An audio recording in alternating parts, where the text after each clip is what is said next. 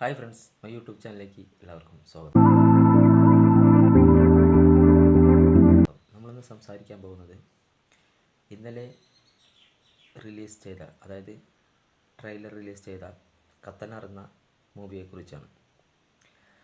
ഒരു trailer reaction എന്നൊന്നും പറയാനില്ല, എൻ്റെ ഒരഭിപ്രായം ഞാൻ നിങ്ങളുമായിട്ട് പങ്കുവയ്ക്കുന്നു എന്ന് മാത്രമേ ഉള്ളൂ. അപ്പോൾ ഒന്നാമത്തെ കാര്യം, ഇതിലെ അഭിനേതാക്കൾ നമുക്കറിയാം. അനുഷ്ക ഷെട്ടിയാണ് ഇതിലെ നായികയായിട്ട് വരുന്നത്. അതുപോലെ പ്രഭുദേവയുണ്ട്.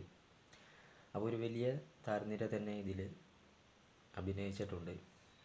ഗോകുലം ഗോപാലൻ സാറിൻ്റെ ആണ് നിർമ്മാണം. പിന്നെന്താ, പിന്നെ ഈ ട്രെയിലർ കണ്ടപ്പോൾ എനിക്ക് ഏറ്റവും കൂടുതൽ ഞാൻ ശ്രദ്ധിച്ചത് ഇതിൻ്റെ വിഷ്വൽസാണ്. അത് തിയേറ്ററിൽ ചെന്ന് കാണുന്ന സമയത്ത് ഈ വിഷ്വൽസിന് ഈ സിനിമയിലേക്ക് ജനങ്ങളെ ആകർഷിക്കാനായിട്ടുള്ള എന്തായാലും ഒരു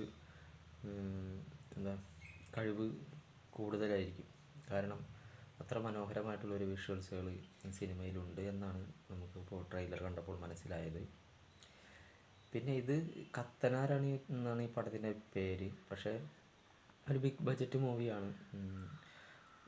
പക്ഷേ എനിക്ക് ജയസൂര്യ, ഇനി കത്തനാരെന്ന് പറയുന്നത് പഴയ മറ്റേ കടമുറ്റത്ത് കത്തനാർ അദ്ദേഹത്തിൻ്റെ കഥയാണെന്നൊന്നും അറിയില്ല. കാരണം ചിലപ്പോൾ ഏതെങ്കിലും ഒരു ദുഷ്ടശക്തിയെ നേരിടാനായിട്ട് വരുന്നത് കൊണ്ട് കത്തനാരെന്നുള്ള പേര് നൽകിയതാണോ എന്ന് എനിക്ക് സംശയമുണ്ട്.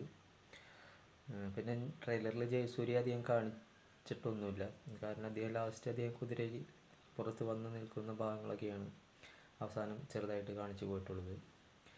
എന്തായാലും നല്ലൊരു പടമാകാനാണ് കൂടുതൽ ചാൻസ്. കാരണം ഇത്രയും ഒരു ബിഗ് ബഡ്ജറ്റ് മൂവിയാണ്. അതുപോലെ തന്നെ ഇത്രയും നല്ല അഭിനേതാക്കൾ ഇതിൽ ഉണ്ട്.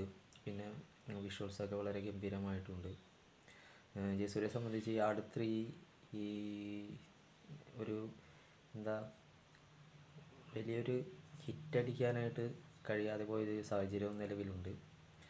ഒരു സമ്മിശ്ര പ്രതികരണമാണ് ആട് 3യെക്കുറിച്ച് പലരും പറഞ്ഞത്. അപ്പോൾ എന്തായാലും ഈ ഒരു പടം മലയാള സിനിമയ്ക്ക് തന്നെ ചിലപ്പോൾ ഒരു ചേഞ്ച് എന്ന് പറയുന്നത്, ഇപ്പോൾ നമ്മൾ ലോകമൊക്കെ വന്നില്ലേ, അതുപോലുള്ളൊരു മൂവിയായിട്ട് മാറുവാനായിട്ടുള്ള സാധ്യത ഉണ്ട് എന്നാണ് തോന്നുന്നത്. ഇനി നമുക്ക് പടം വരുമ്പോഴേ അതിനെക്കുറിച്ച് കൂടുതലായിട്ട് പറയുവാനായിട്ട് സാധിക്കുകയുള്ളൂ. എന്തായാലും പടം ഒരു നല്ല വിജയമാകട്ടെ എന്ന് തന്നെയാണ് ആശംസിക്കുന്നത്.